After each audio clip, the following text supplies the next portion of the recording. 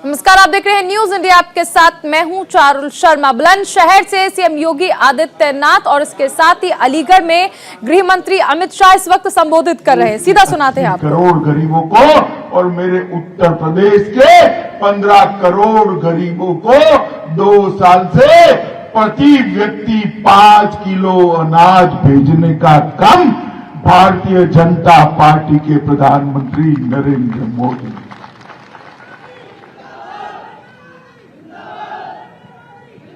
उत्तर प्रदेश के 15 करोड़ गरीबों के लिए एक कमल का फूल नहीं है। कमल के फूल पर मां लक्ष्मी, मां अन्नपूर्णा साक्षात उनके घर में आई है। उनके बच्चों के पेट भरने का काम 2 साल तक नरेंद्र मोदी सरकार ने किया है। मित्रों, मुझे सच अर्थ में बताइए, इस सपा बसपा सपा की सरकारें चलती थी, तब राजा महेंद्र प्रताप सिंह के नाम पर किसी को यूनिवर्सिटी बनाने का याद आया था क्या? आया था? बनानी चाहिए या नहीं बनानी चाहिए? योगी आदित्यनाथ जी ने मोदी जी के हाथ से राजा महेंद्र प्रताप सिंह के नाम से यूनिवर्सिटी बना दी और कासगंज, एटा, हाथरस और अलीगढ़ के 100 से ज्यादा कॉलेजों को जोड़कर हमारे युवाओं की पढ़ाई लिखाई की हमेशा के लिए व्यवस्था करने का काम किया। आप मुझे बताइए, ये बहन जी की और अखिलेश की सरकारें थी, गुंडे परेशान करते थे या नहीं करते थे? भाई जोर से बोलो, करते थे या नहीं करते थे? ये पुलिस जो है ना, वो गुंडों से डरती थी, भागती थी। पूरे देश में पुलिस से गुंडे डरते हैं, उत्तर प्रदेश में माफियाओं से पुलिस डरती थी। योगी आदित्यनाथ की सरकार आई, 5 साल में माफिया पलायन कर गया उत्तर प्रदेश के बाहर।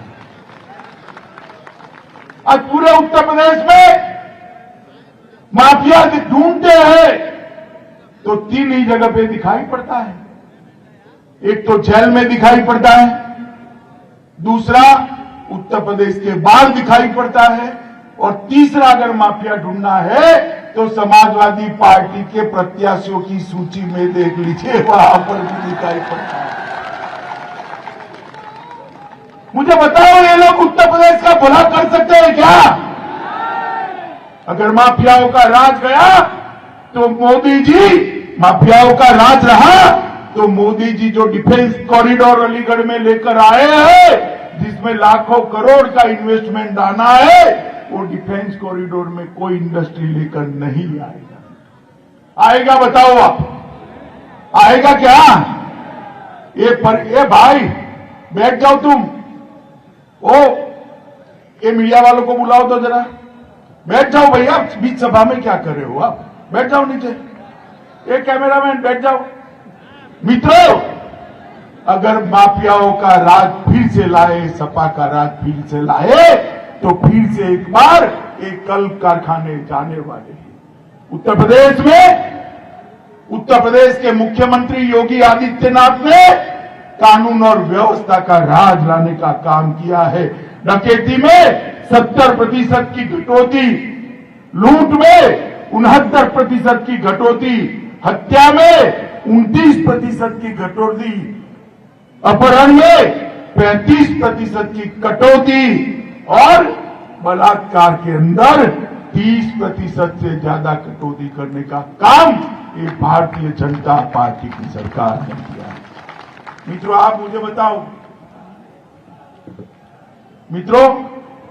आप मुझे बताओ, कश्मीर के अंदर हमेशा के लिए कश्मीर को भारत के साथ जोड़ना चाहिए या नहीं जोड़ना चाहिए? जोर से बोलो, जोड़ना चाहिए या नहीं जोड़ना चाहिए? धारा 370 जानी चाहिए थी या नहीं जानी चाहिए थी? इस सपा बसपा कांग्रेस कभी हटाते क्या? हटाते? आपने मोदी जी को प्रधानमंत्री दूसरी बार बनाया 5 अगस्त 2019 को मोदी जी ने धारा 370 को उखाड़ कर फेंक दिया।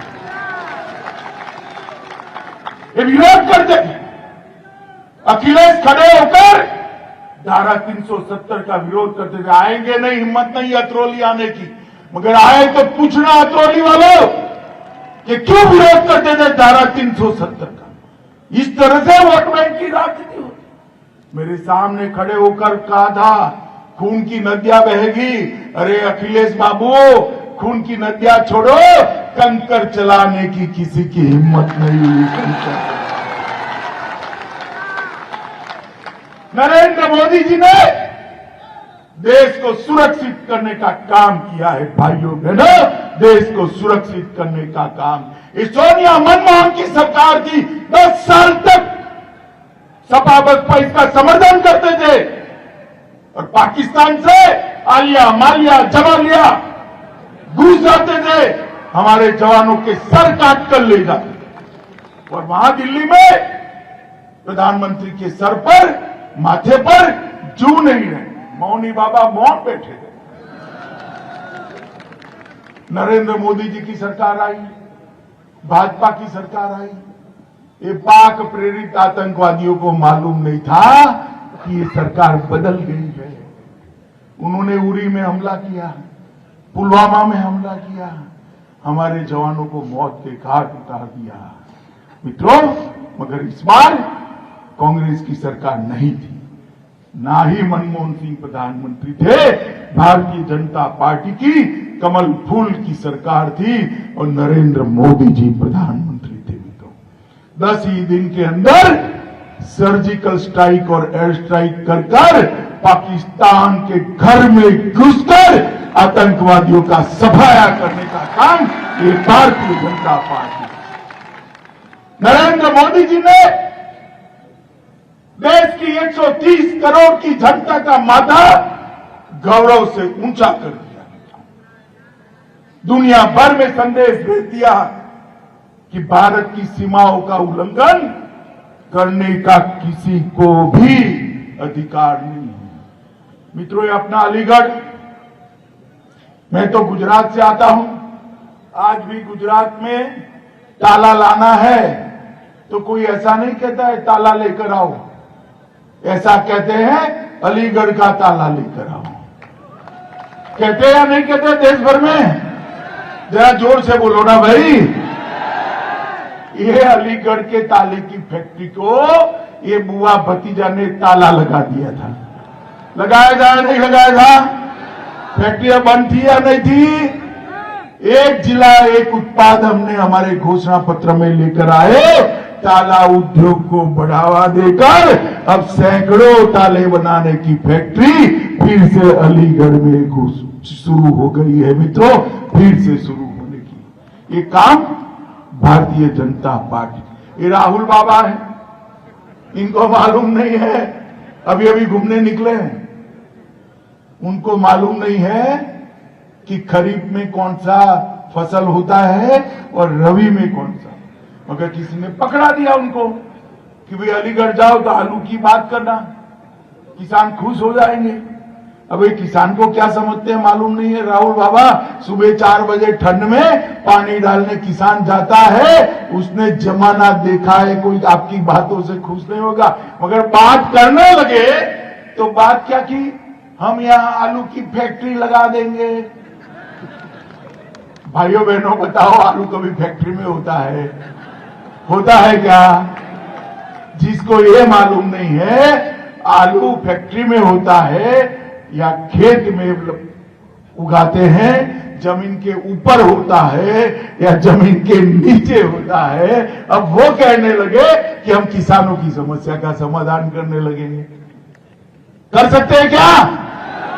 कर सकते हैं क्या? नरेंद्र मोदी जी ने उत्तर प्रदेश के 7 करोड़ से ज्यादा किसानों को हर साल 6,000 रुपया डायरेक्ट उसके बैंक अकाउंट में भेजने का काम किया है। मित्रों, लाखों टन अनाज और धान एमएसपी पर खरीदने का काम देश के प्रधानमंत्री नरेंद्र मोदी अब ये अन्न की पोटली लेकर निकलते हैं। अखिलेश जी अगर ये कोई नई पार्टी के लिए तो हम मान ले, आपकी तो कई साल सरकार रही है, आपकी रही, मुलायम सिंह जी की रही, कब खरीद की, इसका हिसाब किताब लेकर आओ जरा। लाना चाहिए नहीं लाना चाहिए भाई? जोर से बोलो, लाना चाहिए नहीं लाना चाहिए? मित्रों, ये कभी भी किसानों का भला नहीं कर सकते, ये अपने परिवार का भला करते हैं और किसी का भला नहीं। अभी एक समाजवादी इत्र वाले के यहां रेड हुई, 250 करोड़ रुपया निकला, 250 के मंच पूरा भर जाए इतना। अब रेड करी तो क्या मोदी जी राजनीति करते हैं? भाई आपका पहले ये बता दो कि एक इत्र वाले के वहां रेड हुई और 250 करोड़ रुपया बेनामी पकड़ा गया, इससे आपके रिश्ता क्या है? बताना चाहिए नहीं बताना चाहिए? और अगर रिश्ता नहीं है तो आपको दुख क्यों हो रहा है? क्यों दुख हो रहा है? क्योंकि हमारे चुनाव लड़ने की व्यवस्था थी। अरे भाई 250 करोड़ रुपया, 250 उनको बहुत भारी शिकस्त मिलने वाली है और नौजवान और किसान की जीत होने वाली है। धन्यवाद।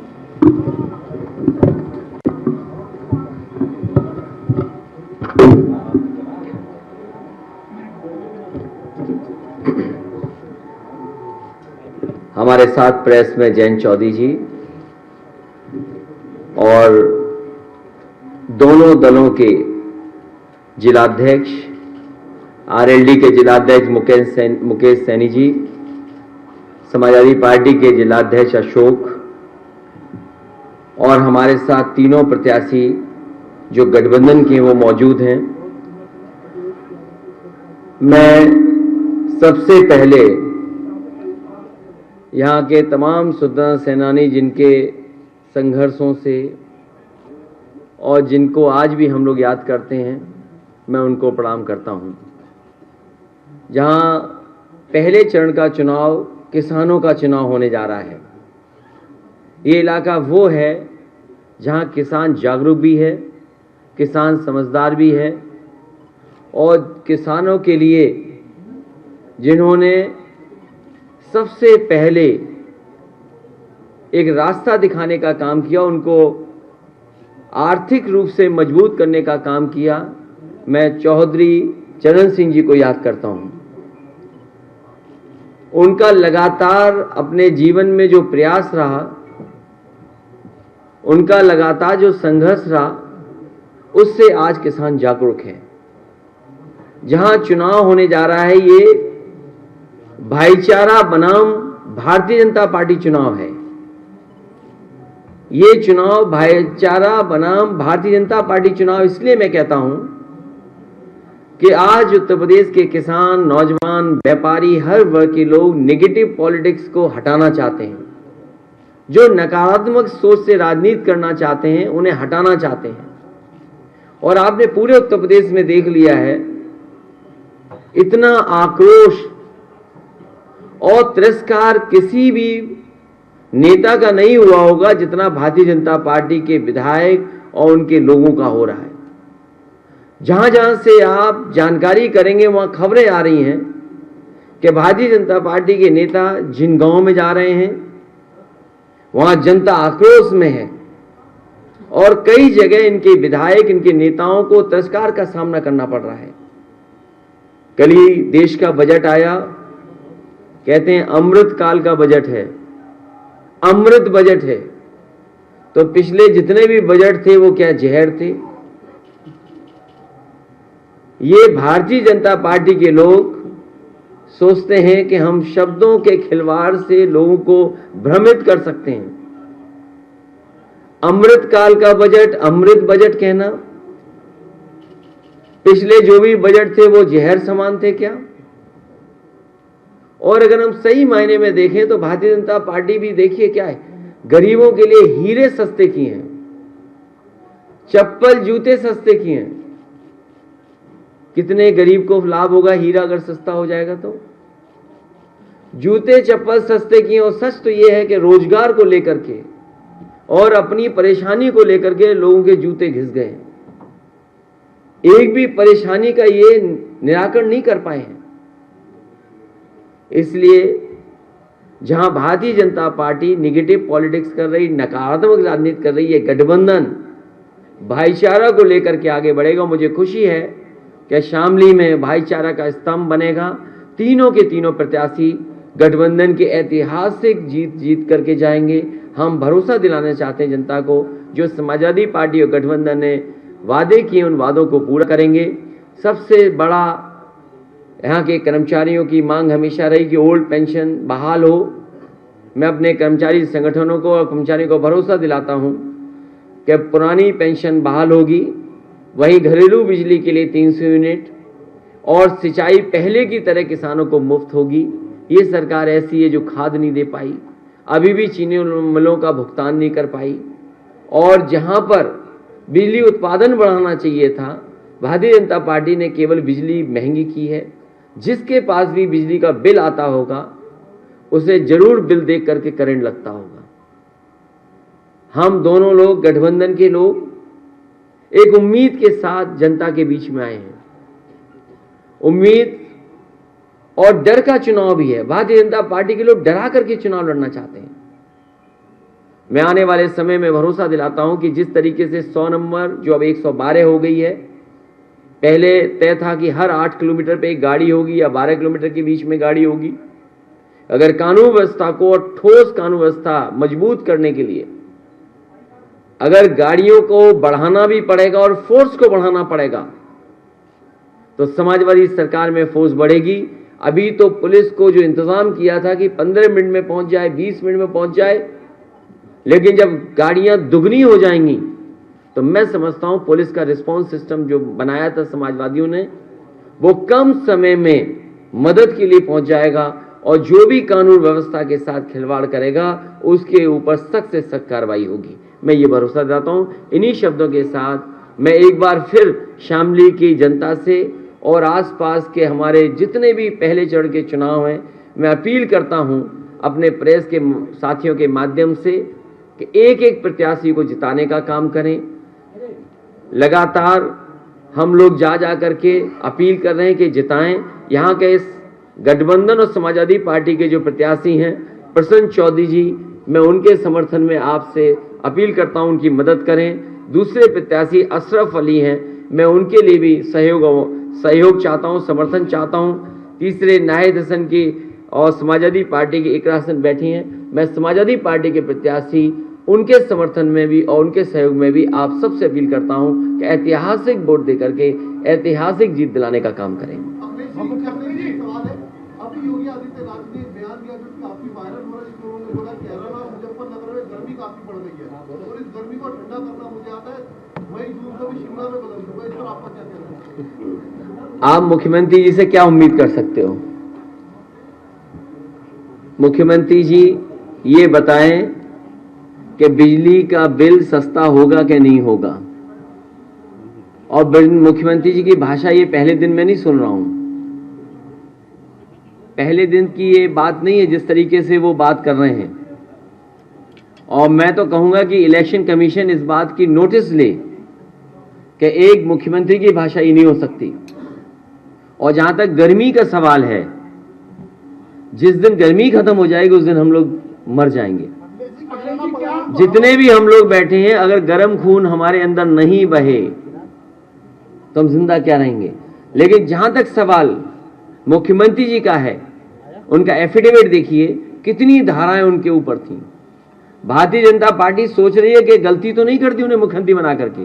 तो ये जो मुख्यमंत्री जी के अंदर गर्मी आ रही है, वो इसलिए गर्मी आ रही है कि ये टिकट जगह जगह मांग रहे थे, इनकी मनपसंद टिकट उन्हें नहीं मिली, उन्हें वापस उन्हें घर भेज दिया गया है। प्रधानमंत्री जी ने इन्हें पैदल पैदल चलाया। जो पैदल पैदल चल रहे हैं और बेदल हैं।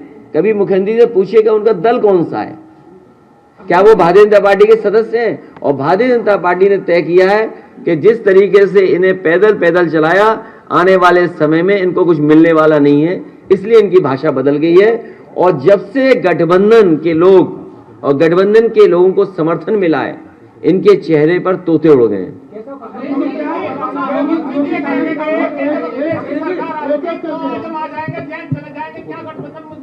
जयंत चौधरी जी का जो सम्मान है, पहले चुनाव से हमारे साथ हैं और लगातार समाजवादी पार्टी उनको वही सम्मान देती रहेगी। सवाल ये है कि भारतीय जनता पार्टी घबराई हुई है कि किसान इस बार समर्थन कर रहा है गठबंधन का, और किसान ये महसूस कर रहा है कि उसके मान सम्मान का चुनाव है। क्या लोग भूल जाएंगे वो जीप चढ़ा दी गई किसानों के ऊपर जिनकी जान चली गई? क्या भारतीय जनता पार्टी के पास उसका जवाब है कुछ?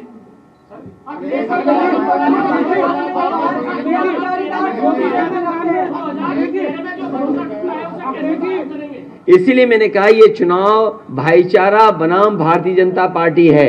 भारतीय जनता पार्टी की नकारात्मक राजनीति है, उनके हर भाषण में नकारात्मक देखोगे आप, लेकिन इस गठबंधन के साथ उम्मीद है कि किसानों की सिंचाई माफ होगी, हमारे कर्मचारियों को पुरानी पेंशन बहाल होगी और बिजली घरेलू माफ होगी, किसानों का 15 दिन में भुगतान होगा। मुझे याद है जिस समय संकट था, पेमेंट नहीं हो पा रहा था, बजट से पैसा दिया गया था, 2000 करोड़ रुपया किसानों को बांटा गया था। आने वाले समय में तय किया है कि चाहे फार्मर्स कॉर्पस फंड बनाना पड़े, फार्मर्स के लिए कहीं से फंड अलग से रखा जाए जिससे कि किसानों को धरना न देना पड़े, ये व्यवस्था लाने का काम समाजवादी लोग करेंगे।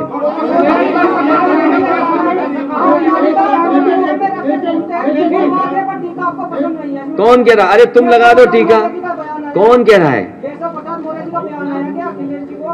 मैं तो कहूंगा केशव प्रसाद जी आए, हमें जीत का टीका लगा दें आके।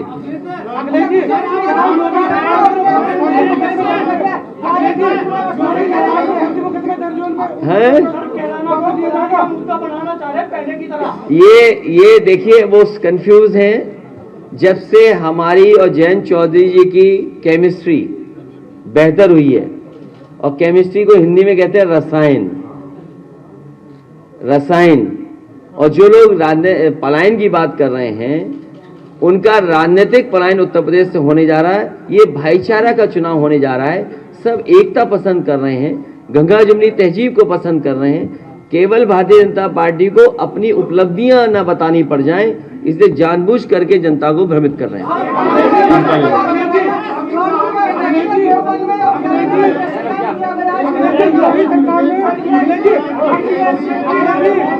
इनका सवाल फिर आपका ले, पूछिए। जी जी जी जी मेरा प्रश्न ये है कि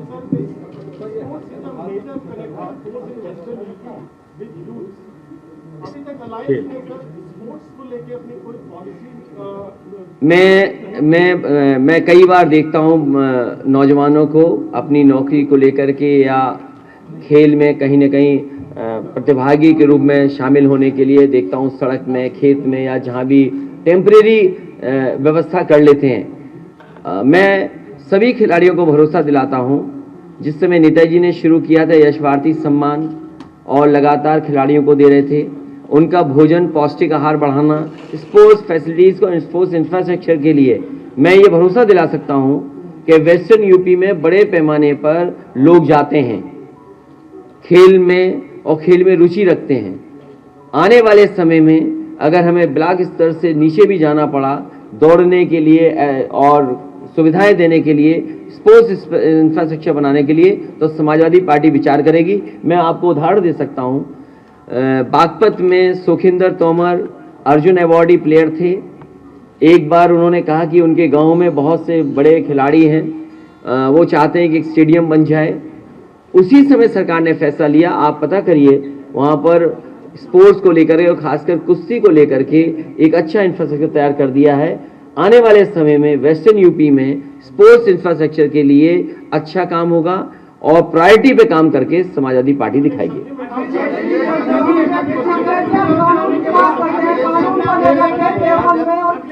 ये मैं इनका खत्म हो जाए फिर मैं कब बता दूंगा कानून व्यवस्था।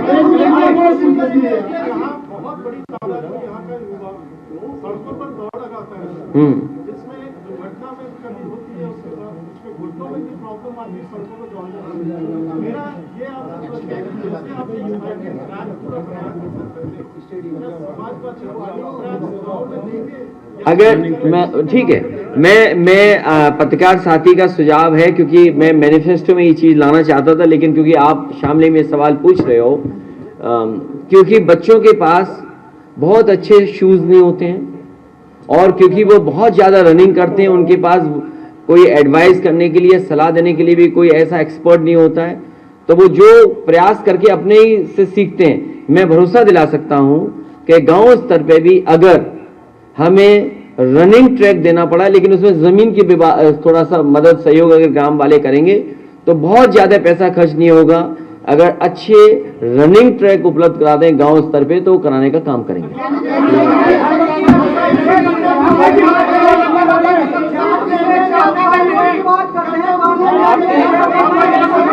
अरे ऐसे तो किसी का सवाल नहीं सुन पाएंगे।